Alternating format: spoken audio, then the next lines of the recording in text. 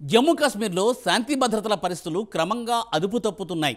కేంద్రంలోని మోదీ ప్రభుత్వం జమ్మూ కాశ్మీర్లో ఆర్టికల్ 370ని రద్దు చేసిన తర్వాత పరిస్థితులు పూర్తిగా అదుపులోకి వస్తాయని భరోసాతో చెప్పారు. వచ్చే నెల 5వ తేదీ నాటికి జమ్మూ కాశ్మీర్లో ఆర్టికల్ 370ని రద్దు చేసి 5 ఏళ్లు పూర్తవుతోంది. మరి మోదీ అండ్ అమిత్ షా అనుకున్న లక్ష్యం సాధించినట్లేనా? కశ్మీర్లో ప్రస్తుతం జరుగుతున్న పరిణామాలపై ప్రత్యేక కథనం ఇప్పుడు చూద్దాం.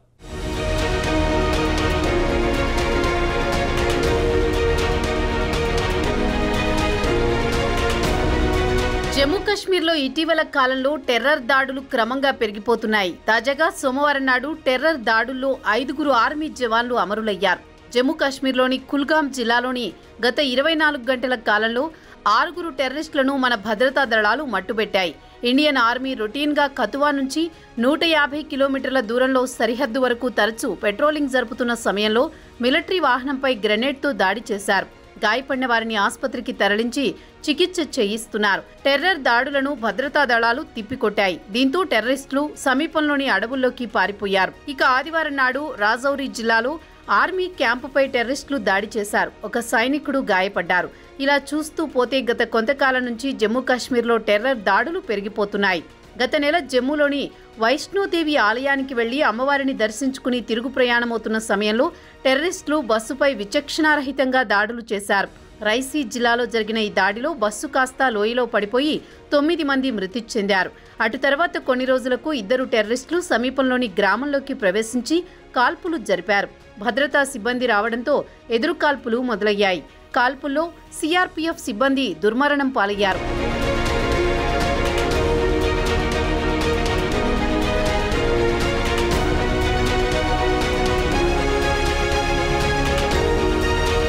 గత నెలలో జమ్మూ కాశ్మీర్లోని దొడా జిల్లాలో గాంధో ఏరియాలో జరిగిన ఎదురుకాల్పుల్లో 3 టెర్రరిస్టులను భద్రతా దళాలు చంపేశాయి. చనిపోయిన ఈ 3 టెర్రరిస్టులు కశ్మీర్ లోయలో ఆర్మీ క్యాంపుపై దాడులు చేశారని పోలీసులు చెబుతున్నారు.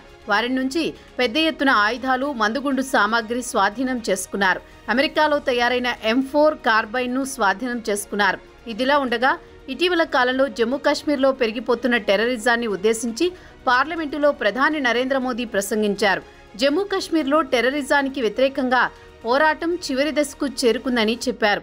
టెర్రరిజం నెట్వర్క్ను ధ్వంసం చేయడానికి బహుముఖ వ్యూహం అవసరమని నొక్కి చెప్పారు మోదీ. జమ్మూ కాశ్మీర్లో ప్రస్తుతం జరుగుతున్న టెర్రర్ దాడులపై ప్రతిపక్షాలు కూడా మోదీ ప్రభుత్వంపై అటాక్ చేయడం మొదలుపెట్టాయి. జమ్మూ కాశ్మీర్లో ప్రస్తుతం పరిస్థితులు అదుపు తప్పడానికి ప్రభుత్వం తీసుకున్న నిర్ణయాలే కారణమని కాంగ్రెస్ నాయకుడు మల్లికార్జున ఖర్గే మండిపడ్డారు. కతువాలో మిలిటెంట్ల చేతిలో మృతి చెందిన సైనికులకు ఖర్గే నివాళులు అర్పించారు. టెర్రర్ దాడులపై కాంగ్రెస్ ప్రతిపక్ష నాయకుడు రాహుల్ గాంధీ కూడా మోదీ ప్రభుత్వంపై ఆగ్రహం వ్యక్తం చేశారు. టెర్రరిజానికి పరిష్కారం స్ట్రాంగ్ యాక్షన్ కావాలని, ఊకదంపుడు ఉపన్యాసాలు కాదని ప్రధాని మోదీకి చురకలంటించారు. సోమవారం నాడు జరిగిన టెర్రర్ దాడుల్లో 5 సైనికులు మృతి చెందారు. జమ్మూ కాశ్మీర్లో టెర్రర్ దాడులను అదుపు చేయడంలో మోదీ ప్రభుత్వం ఘోరంగా విఫలమైందన్నారు కాంగ్రెస్ నాయకులు. ఒక్క నెలలో జమ్మూ కాశ్మీర్లో 5 టెర్రర్ దాడులు జరిగాయంటే పరిస్థితి ఎలా ఉందో ఎవరైనా ఊహించుకోవచ్చు. జమ్మూ కాశ్మీర్ క్రాస్ బోర్డర్ అటాక్ను నిర్వహించడంలో మోదీ ప్రభుత్వం ఘోరంగా విఫలమైందని కాంగ్రెస్ పార్టీ మండిపడింది. జమ్మూ కాశ్మీర్లో ఆర్టికల్ 370ని రద్దు చేశామని గొప్పలు చెప్పుకోవడం కాదు, పరిస్థితిని అదుపులోకి తీసుకురండి మోదీజీ అంటూ ఇటు రాహుల్ అటు ఖర్గేలు మోదీ సర్కారుపై ఆగ్రహం వ్యక్తం చేశారు.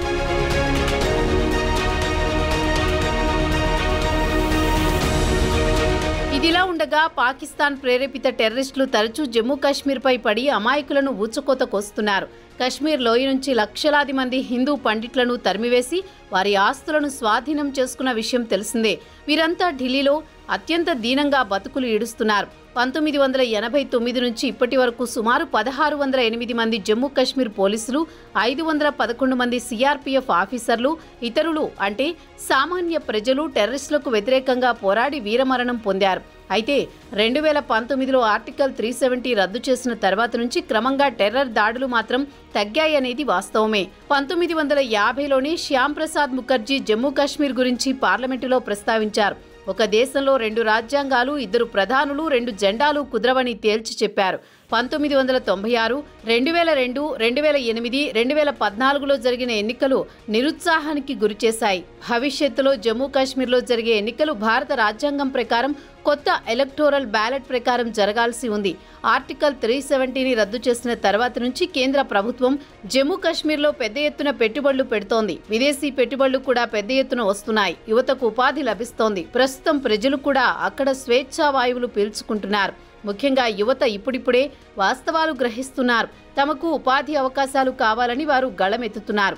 ఇటీవల కాలంలో తిరిగి పాక్ టెర్రరిస్టులు పెట్టరేగిపోతున్నారు. వారికి గట్టి సమాధానం చెప్పాల్సిన అవసరం ఎంతైనా ఉంది. లేదంటే ఆర్టికల్ 370 ఎత్తివేసిన ప్రయోజనం కనిపించదు. ఇక ప్రధాని మోదీ, అమిత్ షాలు యాక్షన్లో దిగాల్సిన సమయం ఆసన్నమైంది.